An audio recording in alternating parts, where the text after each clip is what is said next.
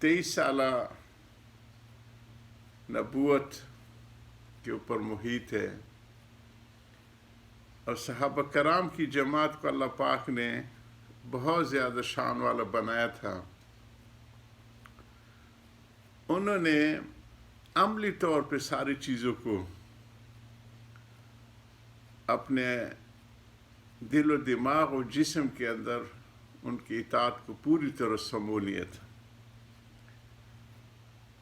ہمارے حضرت ایک جملہ کہا کرتے تھے کہ اس وقت تو فوٹو اسٹیٹ تھی کہ صحابہ سارے کے سارا حضور صلی اللہ علیہ وسلم کی فوٹو اسٹیٹ کاپی ہیں، اب تو جدید آگے تو سکین شدہ کاپی ہیں۔ اور حضور صلی اللہ علیہ وسلم کی سیرت اللہ سبحانہ تعالیٰ کی، جیسے حضرت عائشہ رضی اللہ عنہا سے پوچھا گیا تو انہوں نے فرمایا ان کی سیرت یہی قرآن تھی۔ اب قرآن اصولوں کی کتاب ہے جی۔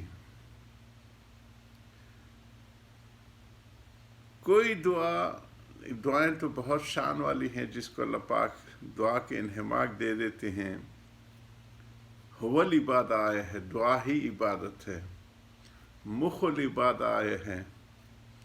تو ہمارے ابدیت کا تقاضا یہ ہے کہ ہر وقت عرش کے پے کو پکڑ کے اس سے مانگتے رہیں، دنیا آخرت کی خیریں، اہل و عیال کی خیریں، قوم و ملت کی خیریں، ساری انسانیت کی خیریں، اور جو گزر گئے ہیں ان کی مغفرت کی خیریں، اور آنے والے مسلمانوں کی، جن و انس کی جو ہیں ان کے لیے، اور ساری انسانیت کے لیے خیریں مانگے۔ مطلوب تو یہی ہے، لیکن فرض اور واجب کا درجہ جو دعا میں ہے وہ صرف ایک ہے،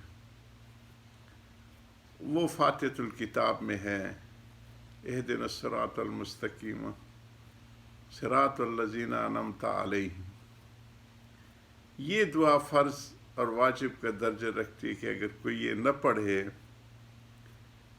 تو نماز نہیں ہوتی۔ باقی دعائیں نفلی درجہ رکھتی ہیں۔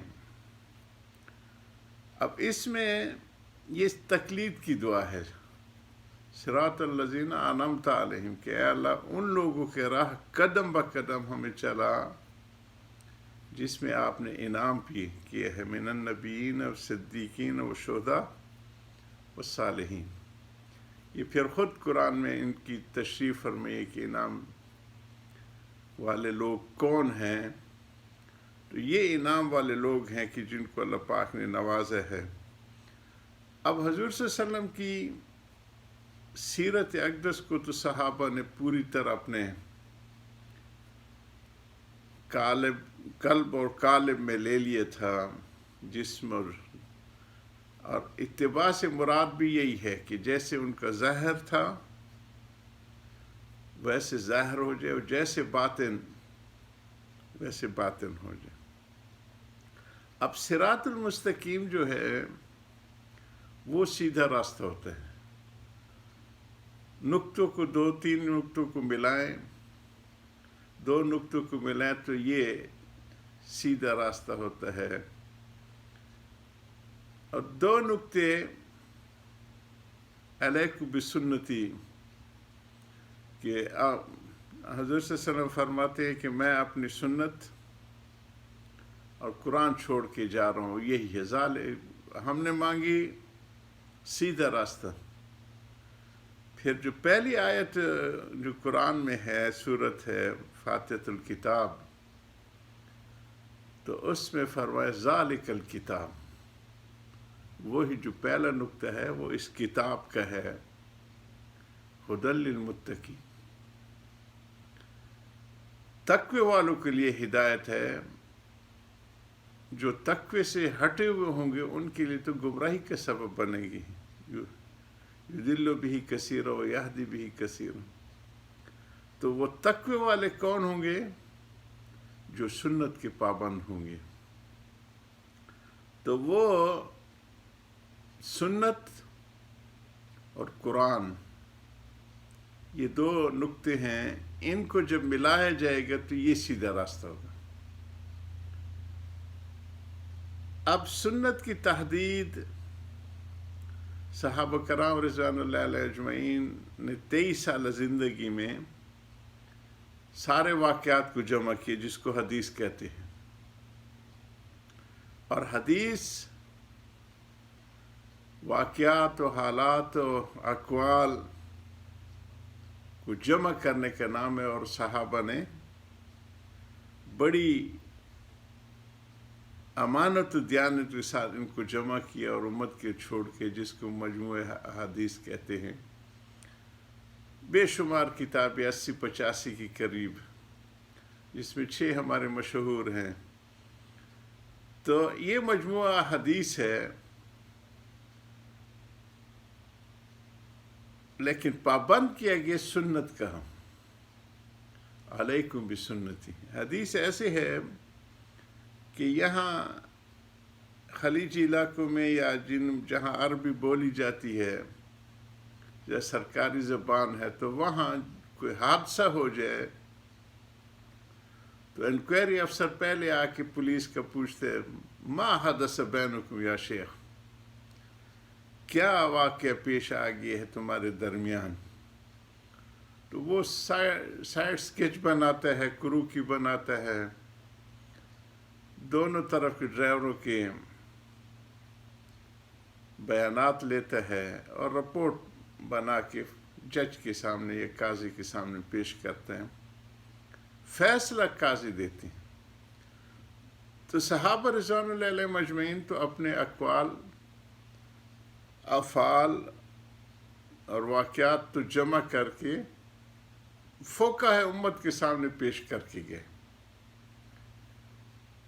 اب وضو کے اوپر، کیونکہ عبادات میں پہلا کام وضو کا ہوتا ہے، ترمذی شریف میں 12 باب ہیں. کہیں پہ ہے کہ آگ پہ پکا ہوئے سے وضو ٹوٹ جاتا ہے، کہیں پہ اونٹ کا گوشت کھانے سے وضو ٹوٹ جاتا ہے، کہیں پہ مس ذکر کا آتا ہے کہ اپنی شرمگاہ کو ہاتھ لگ گیا تو وضو ٹوٹ جاتا ہے. کہاں مس المرأ آتا ہے کہ عورت سے ہاتھ لگ گیا تو وضو ٹوٹ گیا. تو یہ احادیث کا مجموعہ تو ہے. اب اس میں احکام اور سنت کو ڈیرائیو کرنا اور تحدید کرنا، یہ امام ابو حنیفہ اور فقہاء امت نے بڑا شاندار کام کیا کہ سنت، فرائض اور واجبات، یہ وہ پوری تفصیل سے امت کی رہنمائی کر گیا، اور وہ سنت ہیں. علیکم بسنتی جو ہے، ایک ایک مسئلے کی بحث کے اوپر 2,000-2,500 ہزار کوفہ میں اکابرین بیٹھ کے 2 مہینے تک بھی بحث ہوتی رہی. جب سارا مجمع مطمئن ہو جاتا تھا تب جا کے کمپائل کیا جاتا تھا. تو امت احادیث کے مجموعے کو تو بڑا سنبھال کے رکھا، جیسے قرآن ہے.